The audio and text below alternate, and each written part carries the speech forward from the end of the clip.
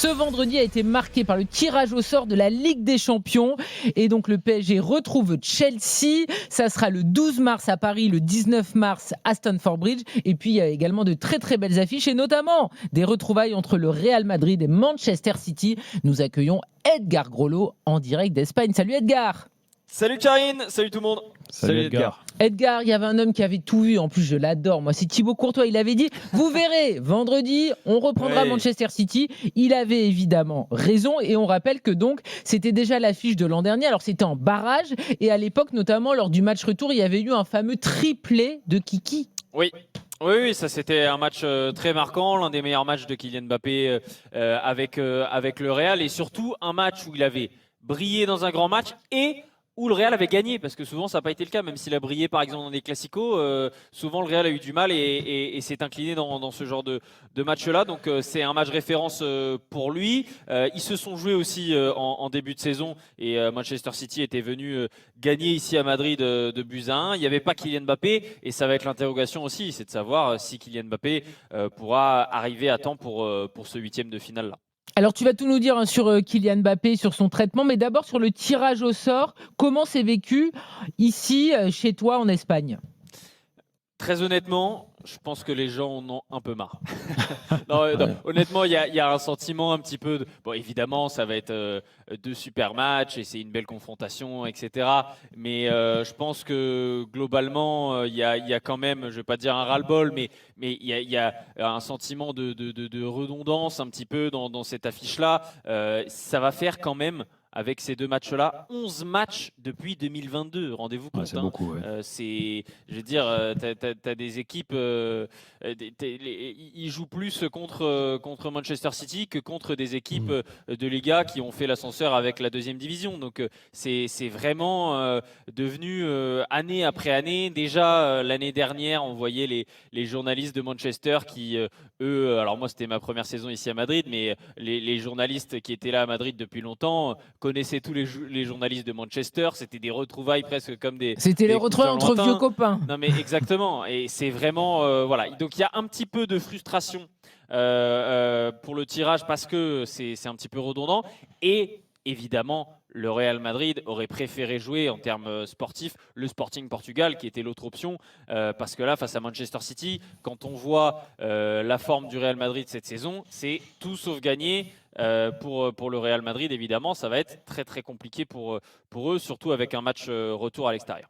Lionel, j'ai l'impression que tu es un peu sur la même ligne. Ça te gonfle ? T'en as marre de voir toujours les mêmes affiches ? Alors, c'est ce que j'allais demander à Edgar. Est-ce que là-bas, en Espagne, on remet un petit peu en cause cette nouvelle formule de Coupe d'Europe ? Ou pas ? Alors, ou c'est juste, voilà... ouais, vas-y. Non mais oui et non, parce que par exemple à Madrid, je veux dire, Madrid c'est quand même compliqué pour eux de se plaindre quand ils ont été le symbole de la Super League où l'idée c'était d'avoir toujours les meilleures équipes qui se jouaient encore et encore année après année et que l'une des idées c'était d'avoir des chocs. Donc là on a des chocs. Maintenant, ouais, mais on a tout le temps. J'ai l'impression qu'on a tout le temps les mêmes avec les mêmes profils d'équipe. Mais... Alors oui, par exemple PSG ne va pas jouer Liverpool, mais va jouer Chelsea qui est exactement dans le même profil où était Liverpool la saison passée. Là, tu retrouves parce que il faut pas se leurrer, c'est-à-dire que tu te projettes dans une saison, quand tu prépares ta saison, tu dis je veux être bien à tel ou tel moment. Ça veut dire que des fois, tu peux te retrouver. Le Real, comme le PSG, s'est retrouvé à jouer ce tour préliminaire, enfin appelez-le les 16e ou ce que vous voulez, jusqu'à maintenant, les barrages, parce qu'ils n'étaient pas, ils n'étaient pas prêts, parce que tu peux pas être prêt tout le temps. Ils n'étaient pas dans le top 8. Exactement, mais tu n'es pas dans le top 8 parce que tu prépares les huitièmes, les quarts et donc c'est tout ça. Parce que tu n'es pas capable de gagner à Benfica. Et pourquoi voilà, alors que tu as des équipes maintenant. Moi, c'est pour ça que je remets un petit peu en cause cette formule, parce que tu as des équipes qui vont être prêtes tout de suite, qui vont faire partie du top 8, mais qui par contre vont s'effondrer tout de suite après. Ils ne vont même pas passer les huitièmes et les quarts. Tu comprends ce que je veux dire ? Et là, Enfin, moi, je le vois comme ça. Après, c'est On un tirage verra, au sort. le Enfin, je veux problème, dire que- Non, il n'y a pas trop de tirage au sort. Il est vachement dirigé. Oui, souvent Oui. le Non, mais tirage au sort, c'est que le problème deux de ce options. format, Mais c'est que ouais, t'as ouais, t'as t'as quatre une chance sur équipes, deux. Oui, je t'as l'entends. 4 équipes anglaises qui ont terminé top 8, quoi. Ouais, après, qu'est-ce que tu veux, Ça, c'est un ça fait problème. aussi partie, ça fait partie aussi du format. Enfin, moi, je les aurais bien pris, 11 fois Manchester City dans ma carrière. Je sais pas toi, Lionel, mais j'aurais pas dit non, mais je l'entends. Mais pas Est-ce que 11 fois en 8e. Bah écoute, Tu vois oui, bah, en tout cas 11 Tu vois, fois contre ou- Manchester City, et c'est en tout cas si tu veux gagner la Ligue des Champions, faut jouer contre les meilleurs. Donc que tu les joues en 8e ou en quart de finale ou en finale, enfin je veux dire voilà, Madrid va être obligé d'affronter les meilleures équipes.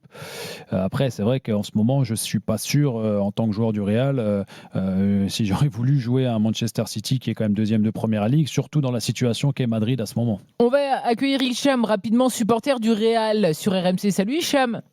Salut Karine, salut Lionel, Salut à Hicham. tous. Salut Hicham. Hicham, t'es content de retrouver City ou toi aussi ça te pompe l'air un peu? Oh, c'est relou, franchement, Ah c'est pompant. Et ce qui est plus délicat, en fait, au-delà du tirage, parce que le tirage, on peut rien y faire en tant que supporter, en tant qu'amateur du football. C'est ce qui va se passer sur le carré vert, quoi. Le Real aujourd'hui est absolument pas prêt.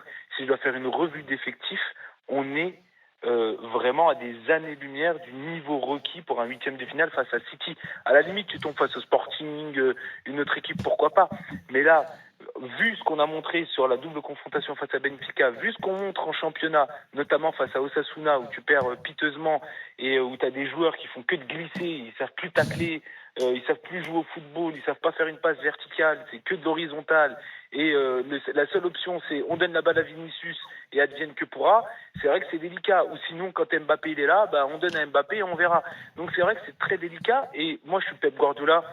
Je suis tranquille en fait. Je mets 2 joueurs sur Vinicius, j'en mets 2 sur Mbappé et c'est réglé. Parce que Tchouaméni fait pas une passe.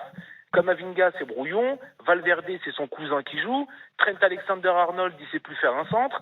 Asensio, le défenseur, il passe Ah oui, plus t'es en de temps forme au sol. Hicham là. Hein. Ah oui, je suis en Hicham, il forme. envoie. Oui. Asensio, il passe plus de temps au sol qu'à faire des relances propres. Alors Hicham, il y a déjà une problématique parce que bon, tu nous fais un football fiction, mais déjà pour pouvoir mettre 2 mecs sur Mbappé, il faudrait que Mbappé soit là. Et là, Edgar va nous donner des informations parce qu'on est inquiet. Comment ça va son genou et quel est le protocole qui est fait? Attends, Edgar va nous donner des informations importantes sur notre ça intéresse pas international Hicham, je français. crois. Oui, mais quand même, nous ça nous intéresse. Il y a Hicham, aucun on va joueur écouter au-dessus du Edgar. club, c'est ça. Non, Kylian Mbappé, pour remettre un petit peu dans le contexte, donc il avait une entorse au genou, il a un petit peu précipité son retour, ou en tout cas il a recommencé à jouer alors qu'il avait encore des douleurs, et donc il a forcé dessus, et donc maintenant il faut une période de repos pour pas risquer d'endommager davantage le ligament latéral du genou.